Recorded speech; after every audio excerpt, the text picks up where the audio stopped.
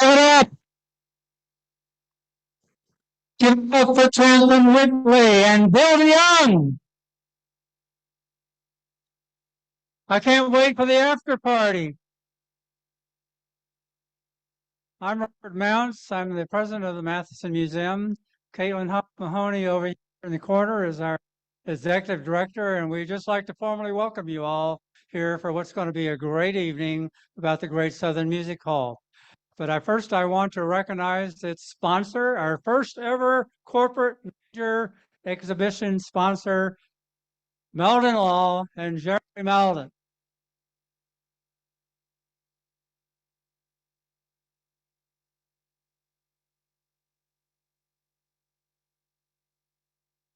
John told this was being built that he thought spending about $5,000 or so. And I asked him about that at the opening. He said, way more than that. But you don't have to give that kind of to be a corporate sponsor. Jeff Montgomery here in the second row is our second corporate sponsor, and you can do that for a lot less. So join the museum for $30 or $35. So stand in the middle. I'm on camera. Whoops. It's on Zoom, folks, and I hope we got a lot of people because we're out tonight. But my real job is to introduce the moderator for the evening, Bill DeYoung, who is responsible for all the narrative of this exhibit around the room. And if you take the time to slowly go all the way around and with a smartphone even capture some of the music off of YouTube, you will get the whole flavor of this museum, which will be up for at least the rest of the year. It's probably the most elaborate museum the Matheson has ever had, and the response has been great. So Bill DeYoung, I don't know a lot about, but I know he's St. Pete Times correspondent for a career and used to write for the Gainesville Sun about the music scene in Gainesville. Nobody knows more about it.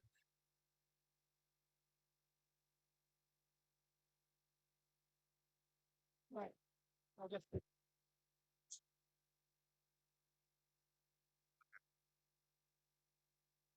Okay. Well, so here we go. Let me introduce you to Jeff Meldon, who is responsible for everything you see here. Mr. Meldon, what am I doing? Stand in the middle. I don't know this. I sit behind a desk all day. Jeffrey Meldon, please. Hey, I think we should. This is where I bring you guys down. We all sit down, and another instrumental in. Yeah.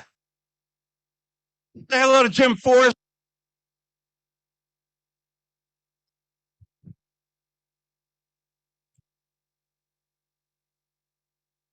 Jim tried to sell me as a haberdasher, always a haberdasher.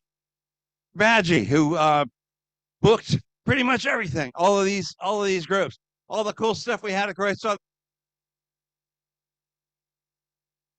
And last but not least, the photographer, the man I'm proud to say I've been friends with for about 42 years. These are all his photographs. John Moran.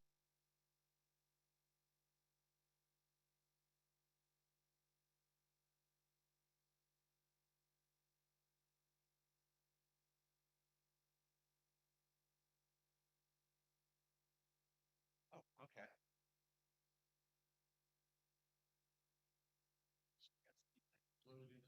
Well, I wanted to say, first of all, that history is so important because I think that if we don't know where we've been, we don't know where we're going. And this really even applies to performing arts and music and showbiz. And the Great Southern Music Hall was a very important phase, if you will, in live music and performance in Gainesville history. And that's why all of these guys are here. And that's why I'm just so thrilled that they invited me to come up here and talk with them. I think, Jeffrey, you wanted to start off by asking folks if they have specific memories of Great Southern that they'd like to share with everybody. Maybe Caitlin could pass that microphone around. She's nodding, so I think I got that part right. Great Southern Music Hall opened on the 24th of April, 1974. It operated actually for about a decade. We are focusing very specifically on the first 4.5, 5, maybe 6 years when Mr. Forsman, Mr. Meldon, Mr. Teebagy were all very heavily involved in it. They were the founders, and they were the ones whose ideas you saw in this amazing club at 233 West University Avenue in Gainesville for all those years. It went on a few years after they left. It was never quite the same. Eventually, it became the Florida Theater again, and it's still there, isn't it? I don't live here anymore, but it's still there, right? And is Mr. Bryson here tonight? Okay, well, Bill was not able to join us tonight. but Bill Bryson, Sends his who's best. Yeah. a legendary figure in Gainesville nightclubbing and performance, is running it, and we hope that it will, one day once again thrive. For now, we're talking about the 70s, a very, very special time. Caitlin, did you want to do that? Who went to a show at Great Southern here? I'm ready. Give me some hands. Look at this. Look at you guys. We want to hear your stories.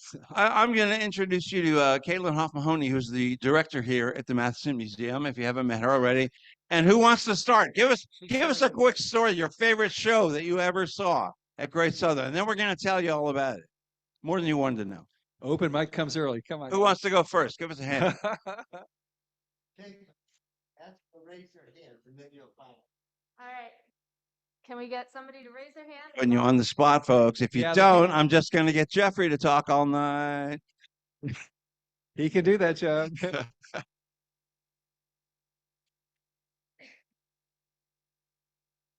Yeah. Well, I was on his bike to see Greg Allman, followed him and kind of hung around outside. And then when I saw an opening, I ran in. That was her. Yeah. Remember that story? So that was my Great Southern. I was only about like 11, I think. But nobody seemed to mind. I have to say that. Well, let me see if I can spur your memories. I'm going to read you the list of the first year, just the first year of major performers. There are a lot of local bands there, a lot of local acoustic artists, and a lot of fine local people played there. But it was a headlining club for the most part. This is the first year, starting with the first show, which was April the 26th, 1974, the Earl Scruggs Review. Brewer and Shipley, that's one toke over the line, folks. Goose Creek Symphony, played here a lot. The Nitty Gritty Dirt Band, two generations of Brubeck, the great Dave Brubeck with two of his sons, friends of the Meldon family, we'll get to that. Ray Charles played 2 nights, played that piano, as you just heard. That's a photograph. Jim just told me that's a Gainesville Sun photograph of Ray Charles at the Great Southern Music Hall in 1974, right there. Followed by, before he lived here, Bo Diddley, followed by Jerry Lee Lewis, followed by Waylon Jennings, followed by Howlin' Wolf. You see a pattern here? There's no pattern. Okay. Next, on September the 23rd, 74, on their first tour of America, Rush played here. Okay. Doug Kershaw, the great Cajun fiddler, was here. Jimmy Spheris, who sadly passed away a few years after that, a great songwriter, was here. The Dukes of Dixieland, 3 nights with Muddy Waters. The great Minnie Riperton, who we're also going to talk about tonight, Taj Mahal, and then touring behind A1A, Jimmy Buffett and the Coral Reefer Band, the Souther Hillman Furry Band. They were together for about that long. I saw that show in probably Tampa, I think. Opening act was Dan Fogelberg. And in December, the Shirelles. A lot of movies, a lot of cool stuff. We're going to talk to Albert in a minute about how they book these things. If those things ring any bells, was anybody at any of those shows? I saw a hand. I saw Tom Shedd. We're going to put you on the spot, man. Great stuff. Yeah. Tom Shedd. Somebody hand that man a microphone. Tom built the place. Okay, you got a microphone, man. Tell us.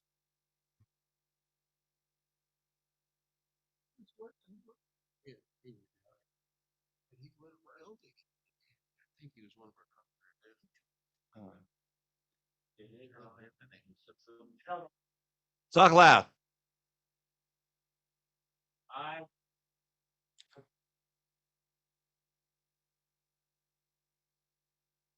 But the Gainesville police were shutting it down, and they were feeding you with nightsticks.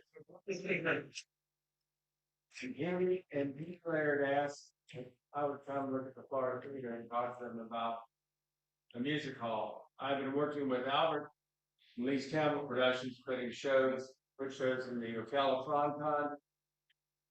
But the Great Southern Music Hall was absolutely a unique, just serendipitous, magic thing that happened. And a lot of us got a chance to be there. I got a chance to work with shows. I'm the guy that painted the proscenium white by tying a rope to myself and hanging in the air. Wow.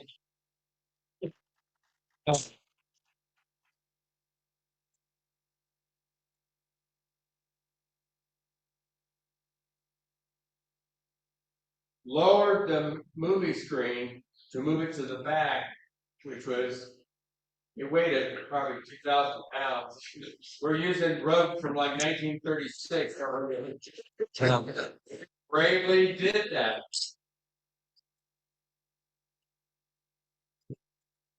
Philip was the best show I ever worked with. Oh, yeah.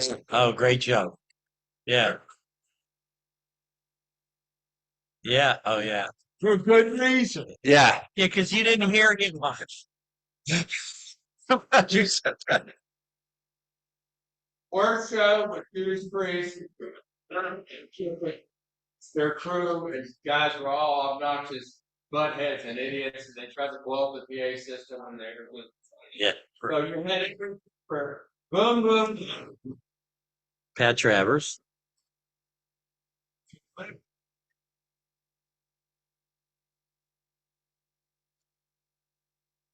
To let the sound pressure out. Wow. The dBm meter that showed 110 to 130 dB on the back wall.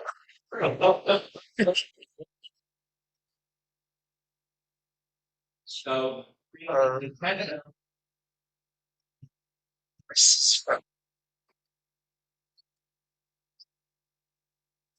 but Jose Feliciano, Dave Brubeck, Unbelievable. Maynard Ferguson.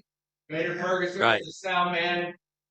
Said, watch this. The horn stood up to do a solo. He shut off the PA. They didn't need it.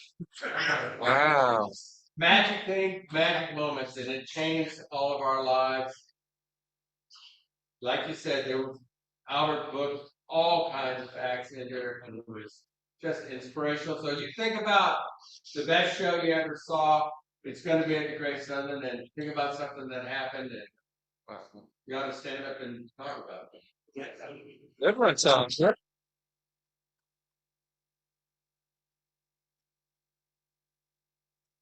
So listen, I got to tell you that this story begins with Mr. Meldon and Mr. Forsman. Mr. Forsman, his father ran a jazz club in Cleveland, and although he went to law school and is probably a lot smarter than the rest of us put together, he never lost that love for live music and for performance. And so when he was in Gainesville in the very early 70s, working on a lot of different projects, some of which had to do with music and the community and social activism, this guy has been a very busy bee here in Gainesville. He starts thinking about the idea of putting a club together. Doesn't really know what kind of club. He looks at a lot of different venues.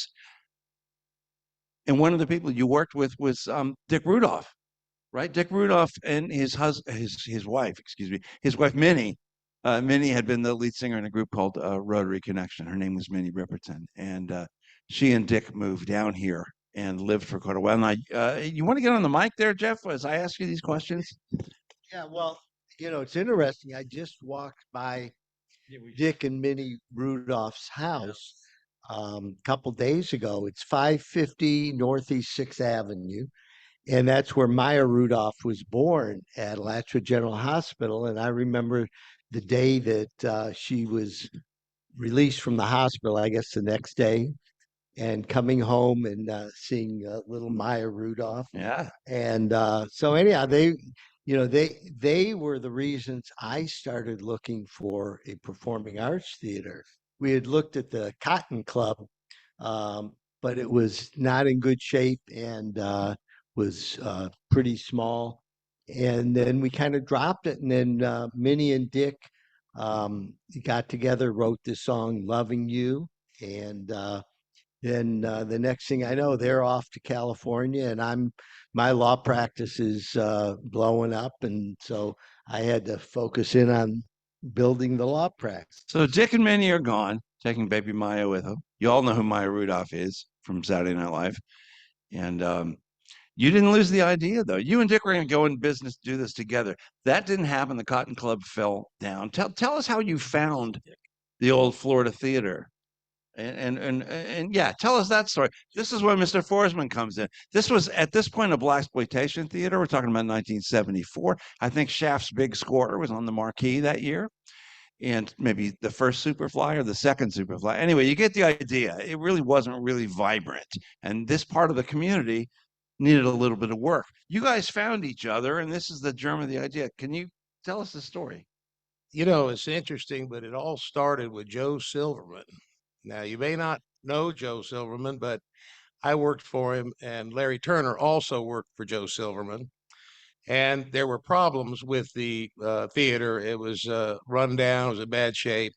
And Joe called me up one day. At that point, I owned the Young American shop, which he sold to me, and asked me if I go over there and take a look at it. He said, Jim, we need to do something with this building. And while I was talking to him, he said, hey, you know, there's a stage, there's dressing rooms, there's all this. And I said, really? He said, yeah. So he went back and got a flashlight and said, let's go talk to the manager. And he did. He let us in. And we did a tour backstage and looked all around. And, you know, it really tweaked my curiosity. I had no intention of building the Great Southern Music Hall at that point. It was just something that just felt like something needed to be done here. So as I was at an event with Larry Turner, he said, hey, Jim, I told him what I was looking at, told him about what Joe had told me. We went through it. He said, well, why don't you call Jeff Meldon? Because he's looking for a place to do exactly what you're thinking about. And I said, great. I called Jeff.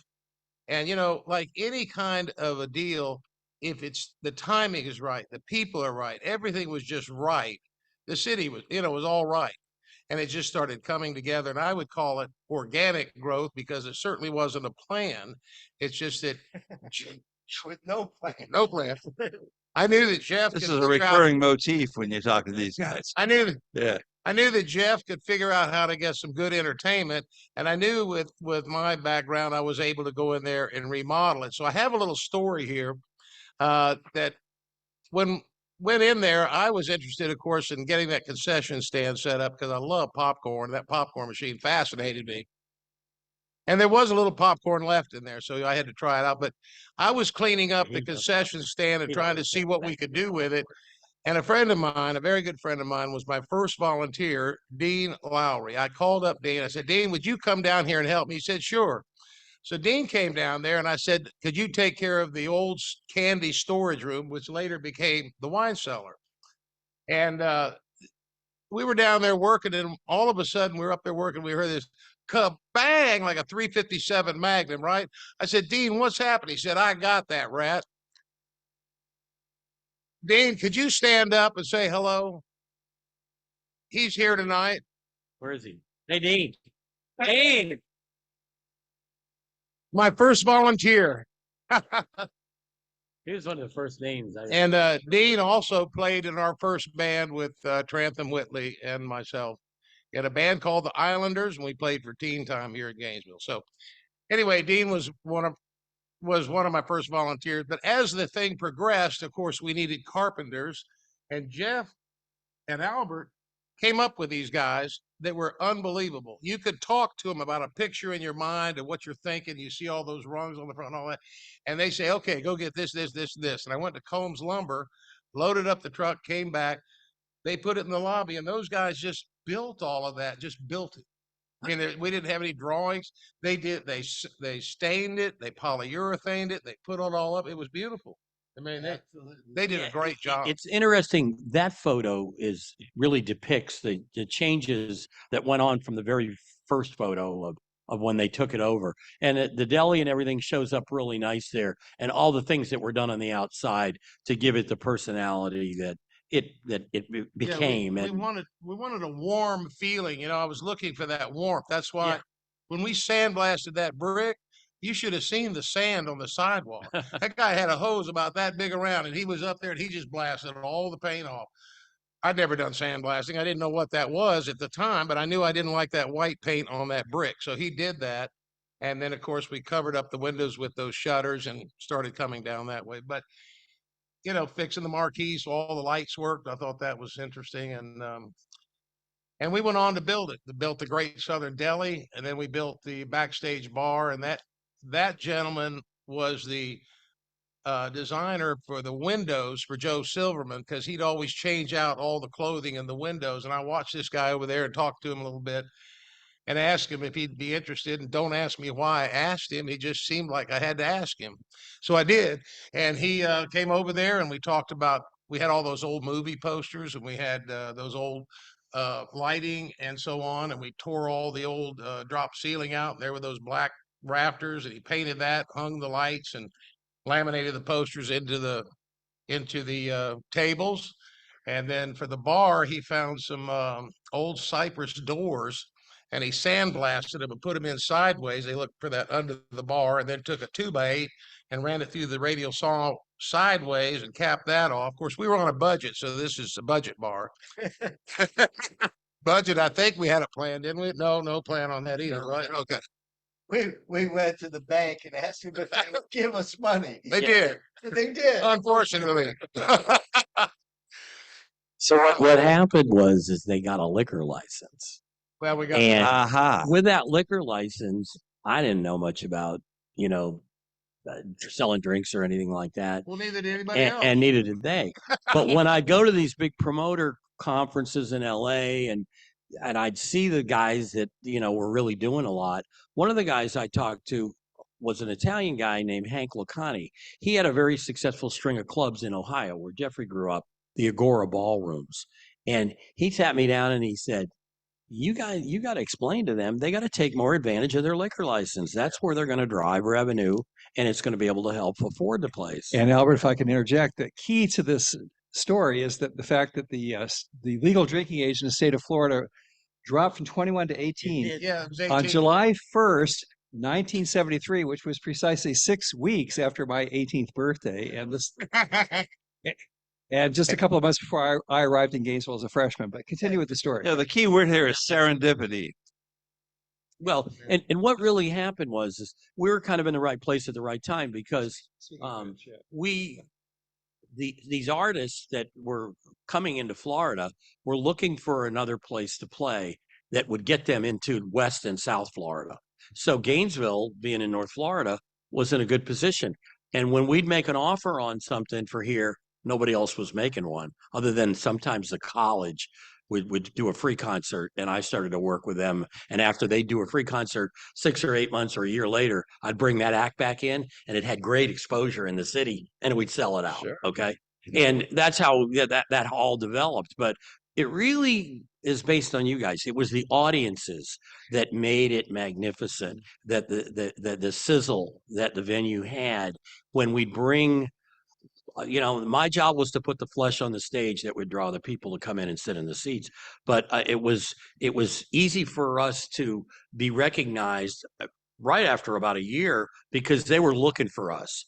We were what artists were looking for: another night to be employed, because bands get paid Monday through Sunday. So whatever nights they fill in that time frame is their revenue for the week. And we created a source of revenue. And after a year and a half, you know, I was doing 45 to 50 shows a year, on average of one a week. And we were very active, you know, and that's why it all developed the way it did. Well, I want to point out the audiences. I want to point out one thing about the state of live music in those days. There were a lot of live music venues, of course, on campus, as we know. You couldn't drink on campus. Well, that's not to say people didn't drink, but they didn't serve it on campus. You had the Beef and Bottle, which we all remember, had a great kind of entertainment room. I forget what they call it. It was the banquet room. Steve Martin played there in his early days. Gamble Rogers was there all the time. Good old Gamble. And I think when I was researching this, one of the things that occurred to me was that the artists, I'm going to read to you 1975's lineup here, which is when Albert was really booking it serious then. And what he's talking about is These are not the superstar artists that can fill the stadium. These are not the small bands that play dubs and you can have a couple of drinks and rock and roll, man. These are hip Rolling Stone artists. And we're looking at the early 1970s when there's this whole sort of milieu of writers, recording artists, musicians that didn't necessarily have hit records, although that does change. And you'll see that in a minute. Hi, Pat. But these were people that we were reading about. You know, Rolling Stone, you can't say it more strongly that it was kind of the arbiter of what was cool in those days. Of course, that stopped a long time ago. We know that. But in those days, wow, I want to go hear that. Here's who Albert booked into the Great Southern Music Hall just in 1975. Richie Havens, again, 2 generations of Brubeck. Eric Burden, who's on the wall around here somewhere. John's amazing photograph. It was an honor to meet him. For me. Weather Reports, the greatest fusion band in history, according to a lot of people. Spirit played here. Randy California was here. Melissa Manchester, I think that might have been her first tour. Yeah. Okay. I did 3 or more. 4 Yeah. The Baker Gurvitz Army, which is, of course, Ginger Baker from Cream. Ramsey Lewis played here. Tim Weisberg played here, who was a flautist and a brilliant musician. Cowboy, another great band from the South. John Mayall. Kraftwerk from Germany. Remember those 4 guys with the keyboards? Right? Yeah, I continue to turn a review. He's got a great story about that too. And he also has a great story about the time that Bob Seger and the Silver Bullet Band played here over the July 4th weekend. It played at Great Southern. Nitty Gritty Dirt Band, Elvin Bishop, who had a hit right then called Fooled Around and Fell in Love, was a huge hit right at the time he played here. Muddy Waters again, Return to Forever. Gave our exhibit its name. That's Chick Corea's band. That's a photo from the show right there. I love this picture. I did the last interview with Chick Corea before he died in 2021. He lived in Clearwater. An amazing band, and arguably the other greatest fusion band ever to come from America. That truly was probably the greatest fusion band. Okay, see, people quibble about that. That Return to Forever band was, that it's never been anything that's come near it since then. Eric Quincy Tate, which is a great and kind of unsung Southern rock band. That it was the first band I ever booked. Hey, there you go. I wrote the liner notes for some anthology of theirs once, and interesting guys.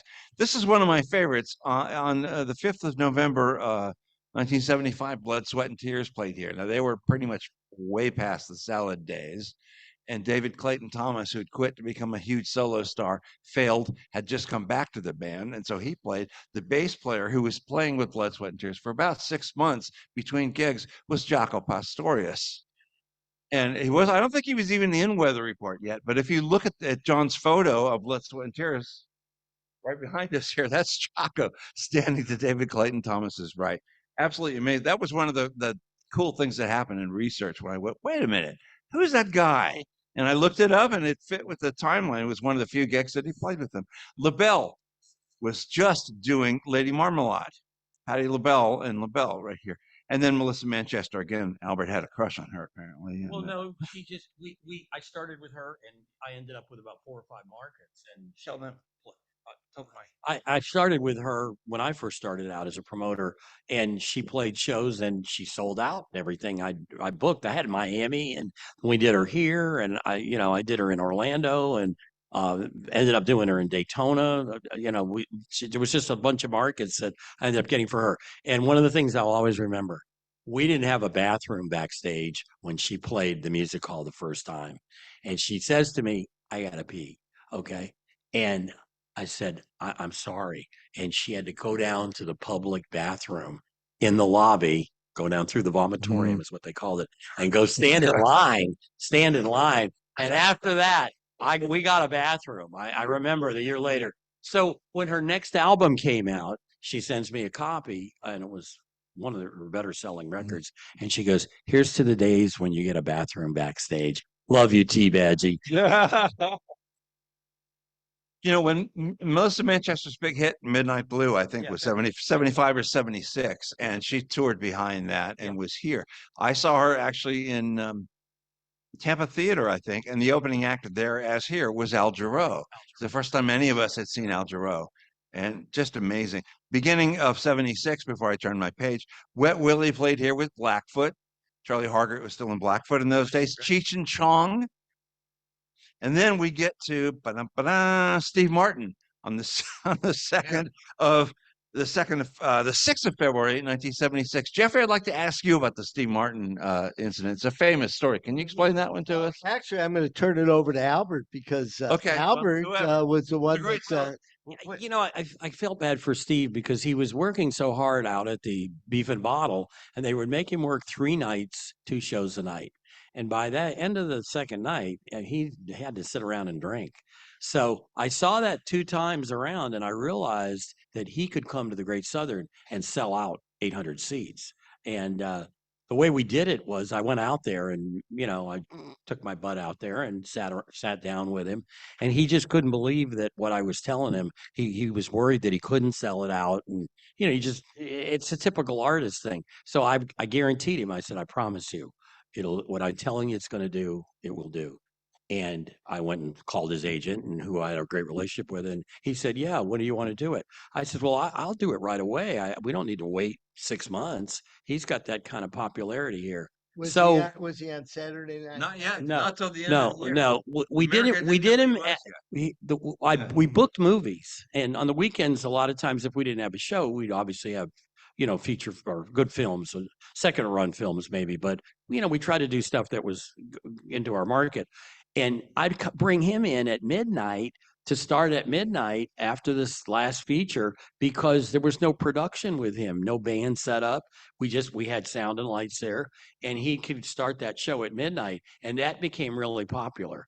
And so I don't know if it was the first one or the second one. I know you and I had a lot of I conversations. can't about remember. this. It's So on the he wall comes somewhere. and plays his show, and it's sold out. He'd call me, and he'd be flying in from LA on an isolated date. And he was only getting like $1,250 for these dates, but it was just him. And he'd bring his balloon, and he'd bring his, all I did was we'd set up a stool for him, Don't forget the arrow. and he'd have the arrow, and the balloons, and everything. But after he did the show, and he'd do a good solid 75 minutes at least. And I think it was the first or second show. After the show was over, everybody was like lemmings. He walked out and he walked down He took everybody out the front he of the took theater everybody out through the front into of the the theater, street, and he got up on a light he was pole, standing on the fire hydrant out and there then with that jumped arrow off in the his light head. pole. And by this time it was 2:00 in the morning, and all the police were down there, and I walked out with him because I was laughing and thinking, this is something you'll never ever see again, and nobody ever did. And if I see him, he'll always remember that. Okay, he will remember that, and he'll get a big kick out of it. I think it turned. Then he played again in April, and I don't. Wait. Before we go on, you have to understand when he went out to the street, he continued his monologue. Yeah. And Oh, he that's was right. going for That's right. 15 Yeah, minutes. doing the show. And the police, and we've performing. got 500 people there in the middle of the street, and Yeah. the police are trying to figure out what's going on. Hey, when Albert said, "Hey, I need you to go to the airport and pick up Steve Martin," I didn't know who he was really, but I had an idea. So I go out there, and here's this guy with his hat, glasses, a trench coat. Yeah. And I said, I figured that must be him. You Steve Martin? Yeah. I said, I'm here to get you. He said, okay. I mean, he's really quiet, like nervous kind of guy, So he was like that the whole way. Then he walks up on the stage, and it's like he just turned himself inside out. Yeah. It wasn't even the same guy. Went nuts. But he was real quiet. Jeffrey, I think what you told me was it was like last call, and it's like, well, I'm not done, and last call, get the hook, take the artist off the stage. No, I'm going outside and finishing the show now. Yeah, that's the truth. I mean, Albert, we had to close the theater because we were selling alcohol. We didn't get to the alcohol license story because it was really great. I'm practicing law. And I'm an insurance agent named Howard Hall, and his wife Bobby had this place. We were renting from him, and across the street was Jack McGriff. It was McGriff and Scarborough. You probably remember some of those names, right? Anyhow, so Jim and I are doing this deal, and we got to know Jack McGriff, and he was very influential up in Tallahassee in the Democratic Party, who were in control at that time. And you got one liquor license for every 2,500 people in the town, and they adjusted it, I think, every so many years. And it turned out that there were two licenses available. Now, if you didn't win the lottery and get one of these licenses were worth like $100,000. I mean, they were really valuable because you could run a bar. It was a 4COP, was called the license. And that's the license that you can do anything with. Anyhow, Jim and I approached Jack McGriff and said, we're, renovating downtown. We're starting this Great Southern Music Hall. And in order to make it work, we need a liquor license. Is there anything you can do? Yeah, And well, what happened? Well, also, I had just been awarded by Jim Walter Corporation, and his brother-in-law, Arnold Sorrell, I called him. So we were double teaming this thing. And what happened is one day the mail comes in, and I open this thing up, and it says 4COP license. Now, none of us had ever even seen one before, We didn't know what it was, but I thought it was. So I called Jeff and said, Jeff, I think we got a liquor license. He said, oh, great, man. So we called the carpenters. They went down, built a few bars. We threw some ice in. We went to ABC, bought us some booze to sell, and we were in business now. I guarantee you. And then Jim found out that you couldn't go to the ABC and buy liquor. You have to go through a distributor. Distributors came down there and said, you got to come through us. Oh, really? Okay. That's fine. They deliver. We don't have to go get it. So anyhow, but that's an example of local folks that were helping us out. And, it was really a collaborative effort. And certain things happened that were just very serendipitous and that we couldn't have planned at all. No, there was a magic about the place because there were so many things good things happening, and everybody was so nice, and it was really great people that were involved and willing to help, talented people, very talented. So we were blessed. There's no doubt about it. We're still here. Let me read you a couple of more names here, and I'm going to shift gears a little bit. The Count Basie Orchestra, followed the next day by the Earl Scruggs Review. Leo Kottke played here, the first of many, many times. Chuck Mangione, Ramsey Lewis again, Brian Auger, Taj Mahal again, Steve Martin again, Weather Report again, this time with Jocko. The opening band was John McLaughlin's band, Shakti. Richie Havens played here again. Ray Charles played here again. Hang on a second. Chris Hillman, I'm on a roller. Chris Hillman played here again from the Byrds and the Burritos and Manassas, and Chris is an amazing talent. Roy Buchanan, late great Roy Buchanan was here. Savoy Brown, Sea Level. Everybody loved Chuck Lavelle and that band from out of Macon. David Bromberg. And Chuck Lavelle is the music director for the Rolling Stones. Since the early 80s. Yeah, he's like Keith Richards' right-hand guy. Amazing guy. Tim Weisberg, Jose Feliciano, and Al Jarreau with Melissa Manchester. Jim, you were poking me. What's up? Well, I had a thought there when you were going through those, but Earl Scruggs Review, Albert, do you recall how you got that show? Well, you remember it was a Hilton and they couldn't take it on or something? well, no, I don't know. Actually, I don't remember that. Albert wasn't here yet. No, I wasn't there yet. Something you did it. This is I- first Earl so Scruggs show. for the I was- first 6 months booked of the all, second if one. you look up here, the first Okay. 6 months of shows. So you did that, and so I- we were still They building were the really place. in trouble. In fact, we were putting the carpet in, right? And Jeff says, we're going to do the Earl Scruggs Review. And I went and told everybody, hey, we got a concert coming. They were actually rolling the carpet out still when the people were coming in the front I door. didn't book that. Yeah, that was in the beginning. That was the first show. But we did a show. And Earl Scruggs shows up with all his family and the campers and everything. They were His wife managed him, Louise, and she was pretty tough. But his two sons played in the band with him, and they were great. They always did well for us. Well, I'd like to introduce at this point, we haven't heard from the fourth musketeer up here, who's John Moran. And John was a boy wonder photographer who just had an offer for Mr. Meldon and Mr. Forsman. You want to tell us about that? How you got this gig? I got this gig. Yeah. I'm just so amazed. I've heard many of these stories before, but I just feel I'm so grateful to be. I love this. Thank you all so much. You didn't know it was going to happen. Yeah, here's the deal.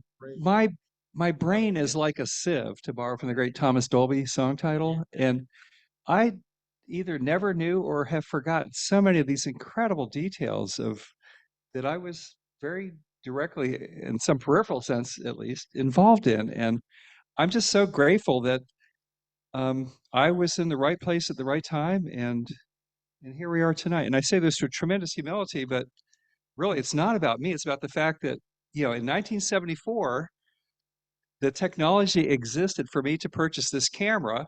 And as a child of the 70s, I was obsessed with the music of our generation, and I just showed up, and it just seemed so natural and organic. And here I was, and I'm just so aware. And again, I say this with tremendous humility that, were it not for the medium of photography, pictures matter. And if it wasn't for this, we wouldn't be here tonight. Of course, that comment may not have so much resonance in the 21st century where everybody's a photographer and we all have cameras in our pocket. But I just had a sense early on when I arrived at the Great Southern that I was, in some sense, I just had a sense that I was shooting for posterity.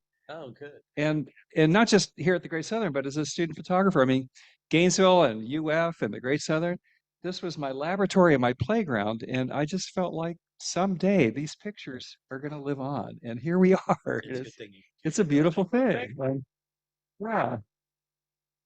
So, And John, tell them how you got the job for being a house photographer.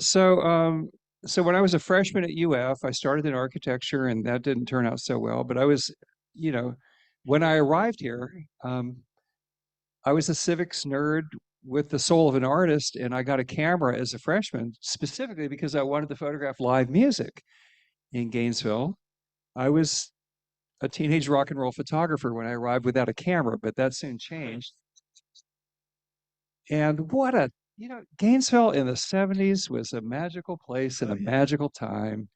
And oh my God, it was the post-Woodstock era. And I was just so, I was a kid in the candy store, just, chasing around town, around all these different venues, taking pictures. And I was so delighted to see that this new music venue was going to open up in downtown Gainesville. And I decided I'd give Jeffrey a couple of months after I got my camera. And I walked into his office in June of 1974, introduced myself, and told him that he needed me. And he hired me with this camera on the spot. And 2 nights later, I photographed Bo Diddley with this very camera. And John, I've never told you this, but I walked into Dave Hunter's office one morning in early 1981 and said, "You need me." I love it. And I was there for 22 years. Yeah, Dave was the editor of the Scene magazine before Bill got that job back at the same exact thing. Yeah. Convictions, right? Yeah. So, oh gosh, so many stories. But so the setup was that even before I started working for the Alligator or the Gainesville Sun, where I went when I graduated, by the way, my highest aspiration in arriving here in Gainesville, which was my personal city on a hill when I left Fort Myers in 1973, I couldn't wait to get here, was to never to have to leave this town. And this is my 50th anniversary year now, 2023. So, but yeah, so the setup was that there were 2 shows a night. If you look at the Return to Forever marquee photo behind you in the back of the room, there are 2 shows a night. So I photographed Bo here at 8 o'clock on June 19th, 1974, I believe the date was. And I had a part-time gig working at a commercial photography studio in downtown. And after photographing the first 20 minutes or so, 3 or 4 rolls of film, I sprinted a couple of blocks to this darkroom that I had after-hours access to and developed my film. And I selected the best picture, this photo that you see here, and made a couple of 11 by 14 prints, mounted them on 16 by 20-inch map boards, and rushed back the few blocks to the Great Southern in time to greet Bo leaving the stage at the conclusion of his second performance that night. I had a grease pencil or Sharpie or whatever, and he autographed the 2 pieces. And I remember Bo was really impressed. It's like, dude, you just shot these pictures just an hour or 2 ago. And it's like, yeah. And he ordered some pictures on the spot. And yeah. But so one of the prints was for the house, for Jeffrey, and the other one was for my private collection. And so I pretty quickly fell into a pattern. And over the next year and a half or 2 years, I photographed a couple of dozen shows here. Yeah. And that was the deal. I would deliver a mounted 16 by 20 autographed mat to Jeffrey, but I pretty quickly fell off the wagon there and only delivered maybe 5 or 6 of those pieces, but I continued to shoot. And fast forward many years, about 5 or 6 years ago, here comes Jeffrey Meldon walking down the street in downtown Gainesville past my art festival booth at the Downtown Art Festival. And it's like, John, it's been a few decades. When are we going to unlock the archive? And Well, actually, what you told me was I didn't know he had an archive.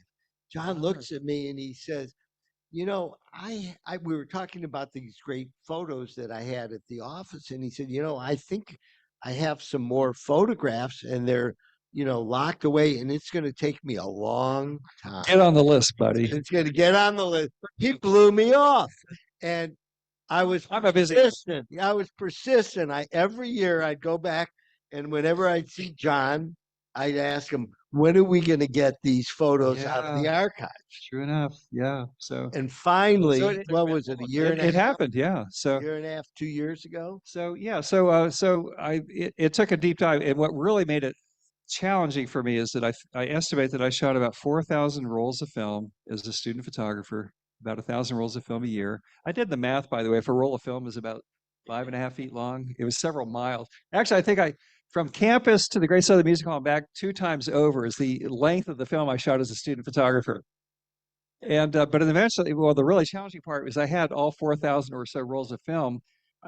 I kept everything, but unfortunately, I kept them sleeved in envelopes that had no identifying information. So it was that was the holdup. That was the holdup. Yeah, it was God. I can't believe I did that or didn't do that. But eventually, I did the thing, and yeah, in many hours, and yeah, I discovered that yes, in fact, I did have an archive. So, how many total pictures did you wind up with?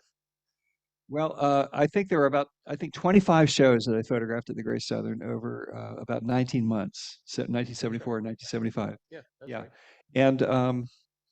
And so what Jeffrey purchased from me a couple of years ago, 2020, 2021, was a selection of framed photographs, and there's just 2 of them actually on display in the show, and that's I think Doug Kershaw over here behind you, the gallery quality framed pieces that you see with the white mat board there, and there was another larger size, but there was a suite of. Jeffrey purchased the whole set, and it was it was a nice, Hey, by the way, I want to tell everyone here that John did an amazing job of delivering these museum quality pieces to me.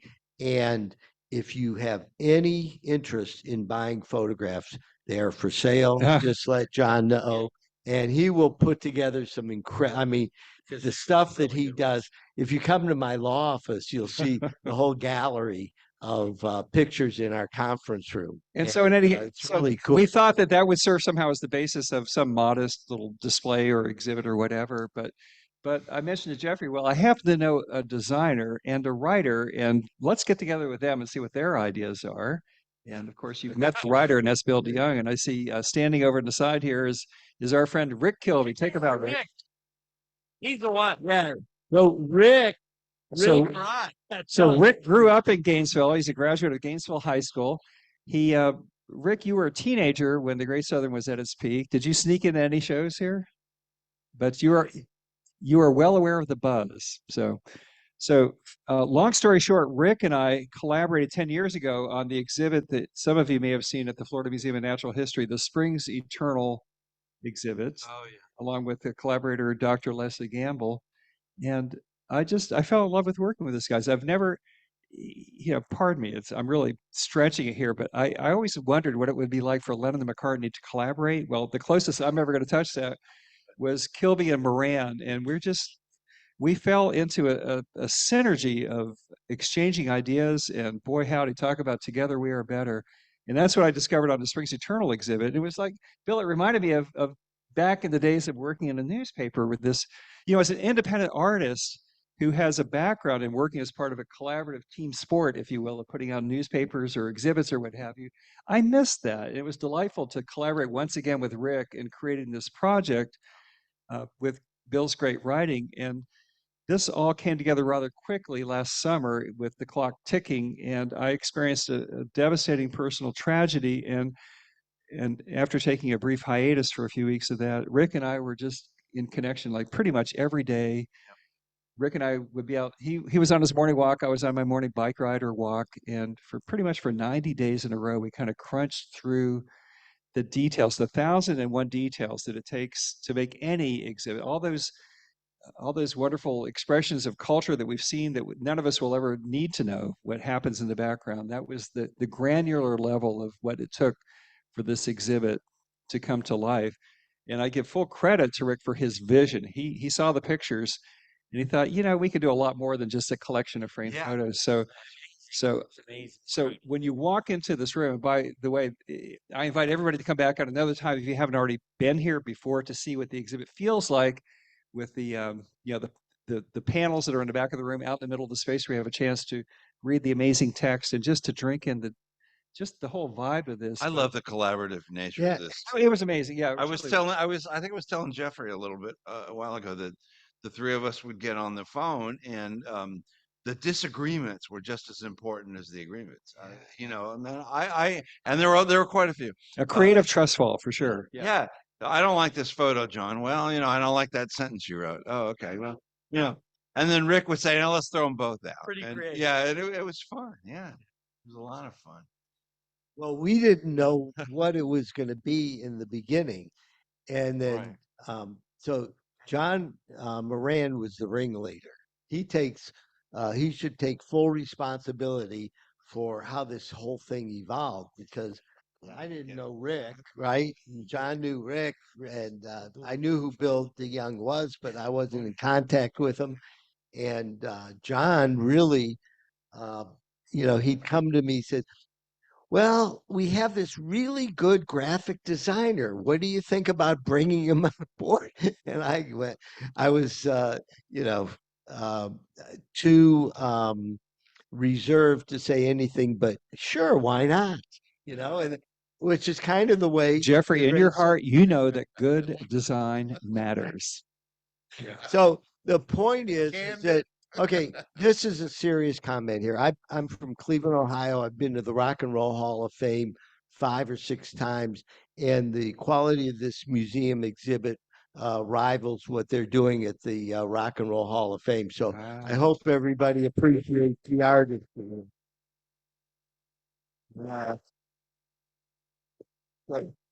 Do I still have the mic? Sorry? Do I still have the mic? Yes, for about 30 more seconds. No, Bill, you're doing a great job here. I appreciate. I'm trying to keep it moving. Yeah, I actually do. I'm not looking for an extended monologue, but I've just been jotting down some notes here, and I got a couple of shout outs. Say whatever the hell you want to say. Yeah, no, just yeah. So in the midst of working on this project last summer with Rick, here's the deal. I'm a trained news professional, right? A graduate of the College of Journalism and Communications, and you're going to be entered into the Hall of Fame very shortly. Well, there's the College of Journalism and Communications Hall of Fame. Yeah. Yeah. Right. But I realized last summer that as I was deep in the trenches of working on the curating and exhibit details and such, that I was going through a really deep personal funk here, and I realized that the news of the world was a bit of a turnoff. We live in hard times, and that is when I deeply began to tune in to listening to alternatives on the radio and online. And I credit the Wombat Radio. Wayne Irwin is in the house tonight for. No, I'm serious. By the way, Jeffrey and I just did an interview a couple of weeks ago with my friend and neighbor Michael Clater that ran on the Wombat last week. And Michael, I know you're out there, and I just love that expression that music is medicine. And Michael works in the arts and medicine program at Shands UF Health, and that is part and parcel of his worldview. And I'm feeling it in my bones when I tell you that the Wombat was just an instrumental part of my healing last summer, recovering from the loss of my girlfriend, and that Wayne, if you ever ask me to do a blurb for the Wombat, when the news of the world is bringing me down, I reach for the Wombat. Yeah. 90.1 FM, and we're a proud sponsor of the Wombat, and it's really incredible So back when we were doing this, there was a station called WGVL. Does Oh, yeah. anybody remember that? Oh, yeah. Irv Uram and his mother and aunt ran the station. And anyhow, the Wombat kind of reminds me of that because GVL was the first station that would play albums, the whole album, Mhm. and the It was alternative album-oriented music. rock. Yeah, yeah. That was Or the AOR. for those AOR. of you who- And we would go out there at midnight, or whenever, and promote what was going on at the Great Southern. Yeah. Who was it? Thacker. They were very Bill necessary Thacker, for Montana. us. I don't know if you ever remember. when Montana was one of our announcers on stage at the Great Southern. when we were meeting over in Jeffrey's office putting this together, one of the people that was one of the artists missing was Ray Charles.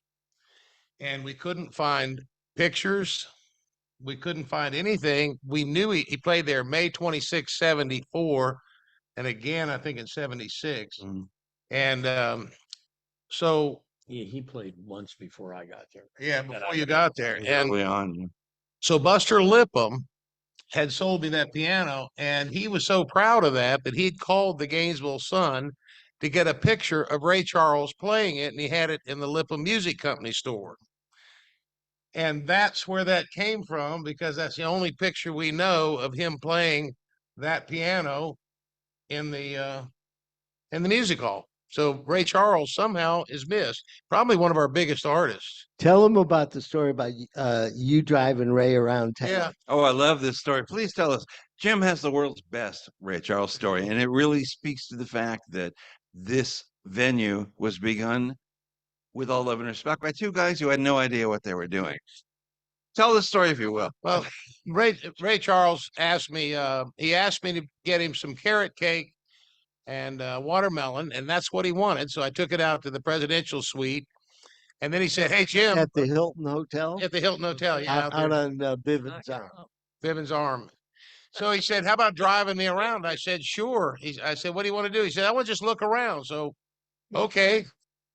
And that's what he said. He got in the back seat of the car, and I'm driving all around telling him about things. And he said, "Hey, Jim," he said, "you know what? You need to turn the air conditioning down and salt the popcorn if you want to sell beer." And that's the way he talked. It's just Sage advice. And then they figured it out. yeah, we did. We turned the air conditioning down. I think it broke. We couldn't afford to fix it, but that's okay. I'm going to take a moment and go into 1977, and we're going to speed read like Evelyn would through the names Larry Coryell, Cactus, B.B. King again, Herbie Mann played here, Hot Tuna. Somebody was saying, there we go. Yeah, it was you. That's right. Oh, yeah. You did say you saw that Yeah. Hot Tuna show. I did that one. I mean, There you go. I was really glad. Leo Katigan, the great Vassar Clements was here, of course. I think there's a photo of that around here someplace. Jesse Colin Young, somebody else mentioned that. And the opening act was the great Valerie Carter, who sang with James Taylor for years, passed away a few years ago. Minnie Riperton for the second time. It's important to note that when Lovin' You was such a huge hit, which was produced, by the way, by Stevie Wonder, and the record is just Dick and Minnie and Stevie. They're the only ones on that song. It's important to note that when that was the big hit that it was, she still came back here and played for Albert and Jim and the other guy down there, Jeffrey. I'm kidding. Valerie Carter is fabulous. Jean-Luc Ponty was here. Randy Newman was here. Opening act was Mac McAnally. And Jimmy Spears and I got to say something. again. And here's Albert. Randy Newman, when he came, was so sick with the flu that he looked at me and I felt really bad. And we had sold out 2 shows, and he didn't ask for a break. But I remember I felt bad about making him go on. I mean, he was getting paid one of the top dollars, and those tickets were probably the most expensive we sold. I mean, tickets were we couldn't even get $10 a ticket. We were selling tickets for $8, but short people had come out, and that was a real great show for us. But he came up, and I think we did 2 45 minutes, and he was so sick. And, that's what happens sometimes. I did Al Hurt, and I asked him before he went on stage one time, I said, "Is there anything I can get you?" And he looked at me and he said, "Yeah, a bottle of gin." So Al was hurt, is what you're saying. Well, Al was hurting. he was recovering. Well, there you go. So, and it's interesting. I'm looking at 78 here, which is around the time that these guys are thinking about selling, which is what happened. But look at these names. This is just so indicative, really, of the times. I'm thinking about the people that would play on SNL, which was the hippest thing going. The artists you'd hear on WGVL and other sort of hip FM stations, and read about in Rolling Stone. John Prine played here. The Amazing Rhythm Aces played here. Martin Mull played here. Leon Redbone, incredibly. Yeah, and Maynard Ferguson. And I remember, I'm down in St. Petersburg, but I remember that the only place in Florida you could see this terrible, terrible movie that Bob Dylan had made called Rinaldo and Clara, 4 hours long, was here at the Great Southern Music Hall. I never. You still can't see it. There's not even a bootleg. Yeah. But I remember we also had The Harder They Fall, which was that played in a lot of places. Yeah. But a friend of mine I was in a band with in St. Pete, I can't make the gig this weekend. I'm going up to Gainesville to see Rinaldo and Clara. And he came back and he said, "Oh my God, 4 hours long." But the Amazing Rhythm Aces, Greg Allman played here, the great Billy Cobham, the great drummer, who was just down where I live recently in St. Petersburg. Ozark Mountain Daredevils, New Riders of the Purple Sage, Todd Rundgren in Utopia, Jimmy Cliff. Of course, Molly Hatchet was here a lot in those days, Jose Feliciano. And what I want to ask you guys is, first of all, I don't know how you did this while you're running a law practice at the same time. Well, it Unless you're wasn't just insane. me. I don't get it. Jim was running the Young American shop. Okay. Okay, so I'm you running looked my at other law stuff. Oh, practice. Yeah, this was And- not supposed to happen. You know, it wasn't Well, I like, guess. yeah, No. it kind of It was sucks you just, in, you know. It's it like- was, well, we were both entrepreneurial. So that was Mhm. the reason that we connected. But we not only were we doing, live music, but we were doing movies, and we were trying to push the envelope, But Jeff, it's kind of like cranking up a freight train and it's coming at you. And if you don't keep going, that thing will run over you. That's the consumer driven just business that was coming at us because it was a demand for it. And you felt the demand. And so you just keep, okay. And then Robert's. Well, tell them the story about the devil in Miss Jones. Oh, yeah. Oh, I don't even know this one. Okay, so there was a movie called The Devil and Miss Jones that somehow we got booked, and there was a story on it that if there was something about it that it seemed like law enforcement might be involved with. So It was X-rated. So Gene Whitworth and the state attorneys would eat lunch at the Primrose. So we asked them if they'd come over and preview this to make sure we were okay, because we really didn't know. There's a lot of rumors. So they did, and we showed it, and it really didn't show anything. It was not like a pornographic movie, but for some reason it had some interest. So they said, yeah, it's fine. It was a pornographic movie, Well, if you believe in In pornography. those standards of Whereas that we didn't day. believe in I'm pornography. calling bullshit on this story, We man. didn't. We didn't. Anyway, so they said, okay, we got okay. So okay, we get the movie, the signs are up. It was packed. I mean, there were so many, it was packed full. It was sold out. And Bobby Lieberman was he was with the Gainesville Sun, but he was our announcer. And so all of a sudden we go down there and I get a phone call and it says, Jim, we're not interested in it, but somebody else is. I said, what do you mean? He said, somebody else is interested. I look out across the street and there was a sidewalk there. It must have been 35 cops over there. I mean, it was loaded. And I looked around and said, holy shit, plan B. Everything Well, was it turned going. out the feds got involved. Yeah, right? the feds got involved. So plan B was everything goes, it gets shut down. I think the guy asked you who's in charge, and you said nobody. Well, yeah, because I had booked it. I had contracted it, and I didn't want to have an issue, so I just denied it. So anyway, so that's how it works. so while I left and went across the street to eat dinner, I figured I don't know what I'm going to do. So I went over to Primrose. I was having dinner. I come out, and this guy named Claude Meadows, the FBI agent, flashes his badge. Says, hey, I want to talk to you. I said, about what? He said, about the movie. I said, okay, come on in. So we go upstairs to my office. He actually handled that pretty And he sits there, and I said, if you didn't want us to see the movie, why didn't you just say so? Well, we can't do that until we see it.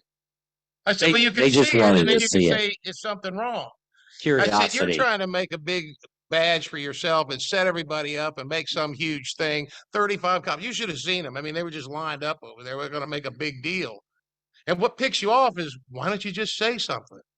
You know, it's not like we're trying to do something. they would. But when they had to refund the tickets, wow. Bobby announces it, 800 people coming out of the vomitory, 35 cops coming this way, and everybody's screaming. And we said, That was they're the the ones that part won't let you I see hated it. the worst. That was interesting Refunding too. It all was a those huge tickets. mess, but it was fun. So listen, you guys, But we were getting information that was protecting us from doing something that Yeah, we might get in trouble. and But we those weren't that- trying to do anything wrong. yeah, and those of you that knew Gene Whitworth could understand how he could, see the movie and say, well, that certainly falls within the First yeah, Amendment. you notice how they all got in to see the movie, right? Exactly. Yeah. And so it was, Gene didn't think there was anything wrong with it, but the feds apparently had a different agenda. So how long were you guys in prison? Here. Listen, at some point, let's talk about this. At some point, you guys sort of said, "Well, we've done enough," or you got out. In other words, were you just, was it too crazy? Were your other Couldn't take it businesses? anymore, man. I mean, the that- pressure. Oh yeah, it's just you were constantly under the gun, funding, and then you're looking at all the shows and all that. Actually, if I had a brain, I'd have said there's a lot of liability here. But of course, in those days, you're 24, you don't have a brain. You don't think about insurance or anything. I mean, the night we hired the Gator football team to be our security guards at a boxing match. Yeah, you had live boxing. minute. That's right. Yeah. So Yeah. some guy gets rowdy and the Gator guy throws him out the back door and he almost breaks his neck, Well, thank God it was one of Jeffrey's clients, so we were okay. Oh, Albert, you got to tell them about the Muhammad Ali Oh, yeah, story. yeah. Okay, we haven't heard about Oh, the Muhammad Ali story. the closed circuit. We had lunch with Dundee at the Primrose Inn. Well, what happened was I was in my office one day, and then somebody had called me and said, Jimmy Dundee wants to come up and meet with you. And his father and his uncle was Chris Dundee, and his father was Angelo Dundee, who managed Muhammad. Okay. And he came up and he was going to school here because he ended up becoming an optometrist. And I think he was going to, I don't know if there's an optometry school at University of Florida, but he was up here going to college. And he said, I could probably arrange for you guys to get the closed circuit rights to these Muhammad fights. So I said, okay, well, you do that and I'll give you a spiff. And because he was a college kid and he was trying to, and he could do what he said he could do. So that's how we got into the licensing and having getting the rights. And I ended up doing them in some other markets too, but getting the rights to do them at the Great Southern. And that's why you saw those fights here, Muhammad through the end of his career, right on it in the 70s and 80s, we got those. But what was interesting about those things, the technology was like ancient and it was these old machines would come in and it was black and white. It wasn't like cable in the way you see, they called it closed circuit. But we had some good times with that, and we were able to show, those fights, and that was something different. We George tried not to Foreman just and do those fights, music. the we Thrilla in Manila. Rumble in the Thrilla in Manila, Bungle in the Rumble in the Jungle, And Albert, didn't you have all the young ladies going around wearing these classic Copacabana we hired those outfits girls to be with cigarette girls. cigar and The stories are coming out now. Yeah, folks. we were trying to be big Walking around city. bikinis with these boxes and they sell cigars. And Yeah, we cigarettes were and trying to stuff. be big city, and we were here, and and we had the venue, and there was nowhere else for them to do it, and I, they had somebody at the venue that, as Jim always said, was a hot body that they could call and get to do things, to be able to do stuff in the venue, and create the shows for the market here, which is what you guys all Did a saw. lot of people show up for the closed circuit? Yeah, Was it? sold out. Yeah. They were waving $100 bills to come in. It was wild. I mean, all the judges in Gainesville and Ocala came for the show. All the lawyers were here. Steinbrenner bought tickets for all the football coaches. Yeah, mean- it was a big event. I remember Clark I Butler remember- was there, Yeah, and anyway. and we were all smoking cigars and. I remember George Steinbrenner's office called me and wanted 30 tickets to one of the fights. And I thought, wow, that's a big deal. Well, the fortunate thing was we were next door to AT&T, and that feed was actually a piece of cable they had to run Yeah, over that there. was good. That was good I because don't know how they'd have got it us. required those lines to get the feed, but the equipment to convert those lines, those feed lines, and put it up on a screen was always sketchy. And they charged you a fortune for the equipment. Okay. I mean, because you had to have it so they could get, whatever. So what was the screen, like 3 feet wide? No, we You put know? it up on, no, we put it up. No, on it was said the you whole could blow stage. it It up was that a big screen. No, it wasn't the picture. Yeah, the screen was big with the picture. That's what I was Right. wondering. The Just- picture was not this. The picture was about The picture was never the full size of our screen. And the tickets were like $25. Which is a That was lot. big money in Gainesville then. Okay. I think people were there just because they wanted to know the outcome before anybody else did. It's a big deal. Yeah. You guys quit. You said out of hell with it. Who'd you sell it to? Richmond Smith was Oh, yeah, across the street You still at was it the Islands, Al, at that time? Yeah. the islands. Well, yeah, Nichols Alley. the- Was the it Nichols- Nichols the Alley? the old Ford Sean King. Keeter Ford building was getting transformed to become which was more square footage and a bigger, more open, able to sell liquor type of space in the early 80s. Okay. And that became the Islands. But Oh, it had been Nichols Alley. the before Nichols that. Alley was and the in there Lone prior Star. to that.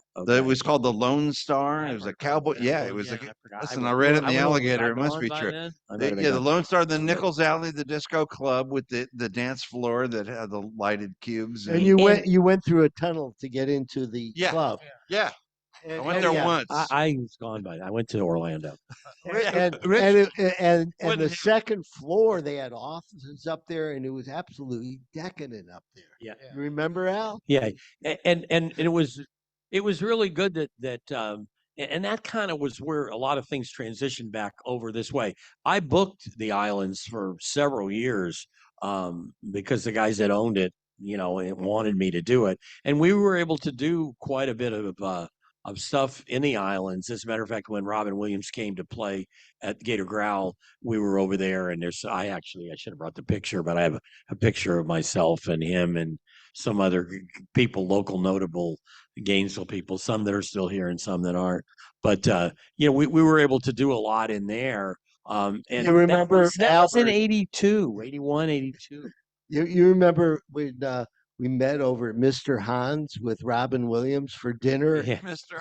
after the show? Well, what happened was, as we got into the 70s, Robin, I booked Robin for Gator Growl, okay, in the early 80s. That was And- the infamous Mr. Happy. Yeah, year. yeah, and The year of Mr. and Happy. and Scott Linder, okay, who was the big Gator backer then. They got mad about it and they didn't like it and they investigated it after it was over. But we had a lot of fun with it and it was a great show. And it took him a while to decide whether he would come and do it. I waited 6 weeks for an answer from him because I knew his managers and everything. I'd been to California, and the chairman for Blue Key at the time really wanted the show. And we finally got him to approve it. He was scared to death to play in front of 70,000 people. And if you knew Robin, he had real kinetic kind of energy, with Mr. Happy, whatever, everything he did was that way. And he came to town and he ran everybody around for 2 days. And oh my God, the stories. But he did a great job.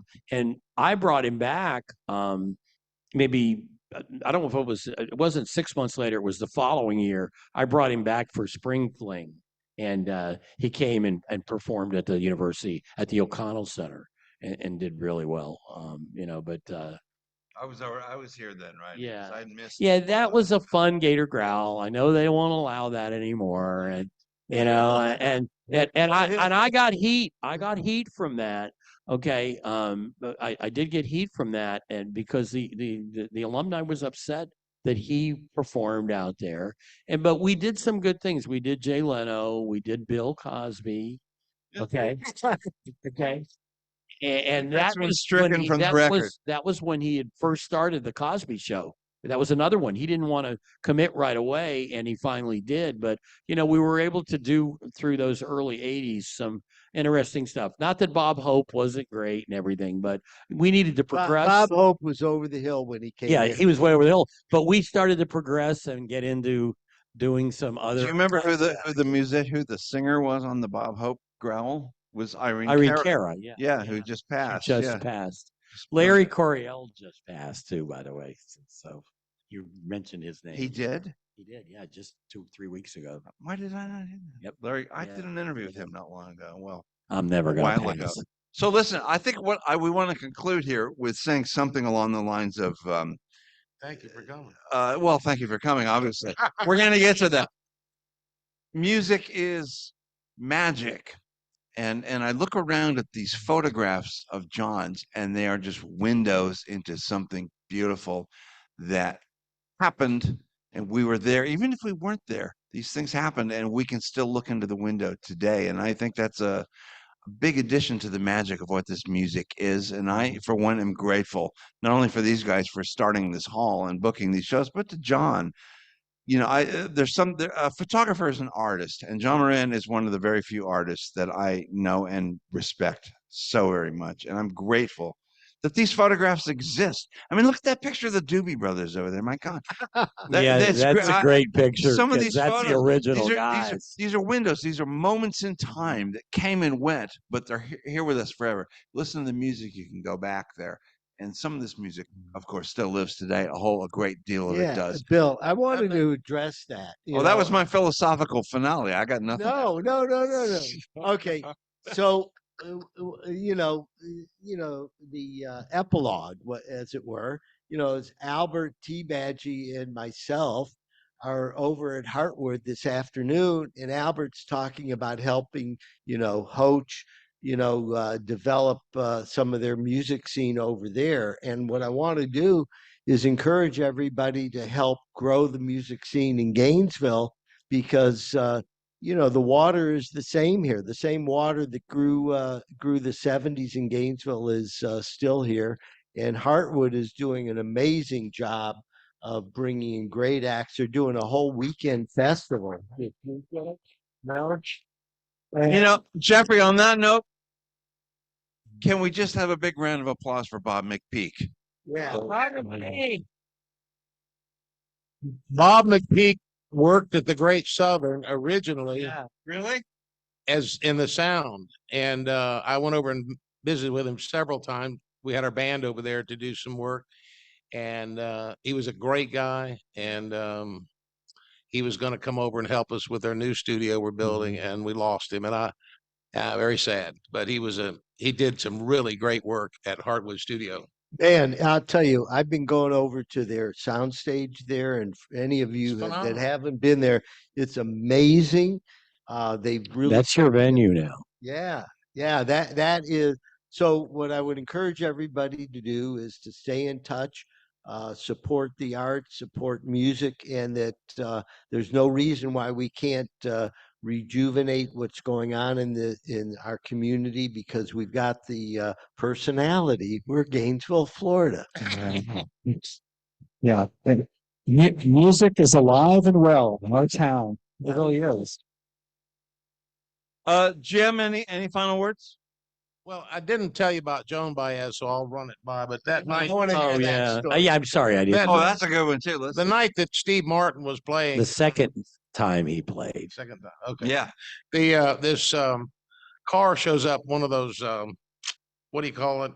They're really fancy. It shows up at the front door. A what? Not a limo. It's one of those Jaguar.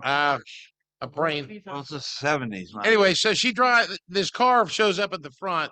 The show is sold out. It's midnight, as I remember. He was And right before. I'm standing there in the lobby, and so she wanted to get in. I said, "Well, it's sold out. You can't get in." All the girls come running up there. Jim didn't know who Joan Baez was. No, well, so She was really didn't looking for recognize me. her. So anyway, they come screaming, "Jim, that's Joan Baez. Yeah, let her in." I'm thinking, "Okay, well, okay, yeah, hey, well, come on in," And she was dating Steve Martin, apparently. So at the No, time- no, no, no. No, no, she They was just dating knew each Bob. other, and She showed up She with and Bob Bob Dylan. Newworth, She I was dating think. Bob. no, We she, ended up at the presidential suite with Bob Dylan and all these people out there visiting, and they were all calling home to see how the kids were doing. You know, that's the way that is. I think what you told me was that Baez showed up normal with Bobby Newworth. Is that okay? Maybe Albert told me that. Well, okay. Albert, what's your Okay, side here's of the the story. story? What really happened? Everybody's Albert? when memories the are a little Rolling Thunder different. Review came to Gainesville in April, any of y'all in '76, I think 76. 76, yeah, really. The tour manager and Bill Graham Presents was doing the tour, and the guy that was doing all the work was my longtime friend and roommate in Miami, and actually we're partners in a collector car thing, and he was on tour with them. So Joan and Bobby Newworth just wanted to. It was the night before their show. They were off, and they got on a motorcycle and came down to the Great Southern. And they showed up and pulled up on the sidewalk out front. And then they came in and got me, and they said, "There's a guy out here on a motorcycle and a woman, and she says she's Joan Baez." And I knew, and they said, they told us, I guess he was told to ask for you or to come over here, and so I walked out there, and you know, I said, "Oh, hi, you know, I'm Albert." I knew who she had referred to, the tour manager, Jeff Bloom, and so I took her in. Well, I take her backstage and I tell Steve Martin, I said, "Joan Baez is here. She wants to come back and say, hey, hi." And he looked at me, his face got white. And I thought I was going to have to give him a diaper. Okay. Okay. He just said, "What?" He goes, "Oh my God." You know, because here he was performing and she came to see him. She'd seen him before and they were out just hanging out. So she came, and then afterwards we went over to the Hilton. We went to the Hilton and all their group. Dylan didn't come right there that night, but everybody else was there. And we had, you know, a little meet and greet and get together till what time? 2:30? Yeah. 2:30. Well, that's the way it was. A lot of these shows we did in Gainesville, don't forget, they were at 11 o'clock and 12 o'clock at night. Yeah, I mean, you I don't do that remember. now, but that's what everybody did. So tell them what happened the next day, though. The car was an So Excalibur. the next day, they have at Florida Field, full sold out. They have the Rolling Thunder Review with Bob Dylan, Joan Baez, Roger McGuinn, a bunch of T-Bone Burnett. Yeah, T-Bone was in the band. Yeah, T-Bone was in the band, and they asked Steve to be the MC and introduce them, which was great exposure for him because he wasn't a big act then at that point. And so that was real helpful. And we had a big day out there in April. The weather was good, and we were at Florida Field. You don't see that. I guess you guys don't see that anymore. We did Linda Ronstadt out there too, along with before me the Eagles and Jimmy Buffett, which a lot of you probably will remember that show. So listen, I want to hand the mic over to Mr. Moran to see if he's got any sort of final thoughts on tonight, because you're so eloquent and I love hearing you talk. So say something. I got nothing, but I would like to share, because this was billed as an open mic night in addition to the panel discussion here. And I just moments ago went over to take pictures from the memory book, which we have, that's right around the corner here, where we invite people to record their own stories. And on the soft opening day back in September, a few months ago, I met Jeffrey and Jim, one of your former employees, a fellow named Steve Stark, and he shares a story in the memory book. He was a bartender, if I can get the iPhone here to cooperate with me, that he tells a story about, well, in any case, he tells a story about how he met his bride while he was bartending at the Great Southern. And in walks a trio of attractive young women, and he was so struck by their appearance that he leapt over the bar and he focused on one of them, invited the three of them to have a seat and ushered them to a table. And as he writes in the memory book, I just got a picture of this, 46 years later, they've been together, and it all started that night at the Great Southern Music Hall. And so if you're feeling a little stage shy about getting up and sharing your stories, we invite you to share them in print here, and this will become part of the archive here at the Matheson. So, Yeah, and I'll tell you, this is wonderful. I want to thank everybody for showing up tonight. Thank you. It makes so us much. feel really good to be able to share. We hope you enjoy our stories. And what I would really like to do is to encourage you to get your friends to come over here to the Matheson. The exhibit's going to be up here probably till next fall. And if you have any ideas of doing events here, any of us are glad to participate. And we had our holiday party here for our law office, and there's this room, this space is Yeah. available. The space is available probably, the exhibit will be up probably to the end of the year. The hours are Wednesday through Saturday, 11 a.m. to 4 p.m. Yeah, but And- but I'm telling, and the other thing is, I know a lot of you got in here and didn't have a chance to actually go around and read everything that Bill wrote. But Bill DeYoung is one of the consummate rock and roll writers in the whole country. And we're so privileged to have you here and do everything to make this an incredible exhibit, Bill. So thank you very much. Oh my gosh, thank you so much. It was my pleasure. And I would give a final shout out to our host venue, to the Matheson Museum itself, and to Caitlin and to Bob Bounce. And Thank you, Kate.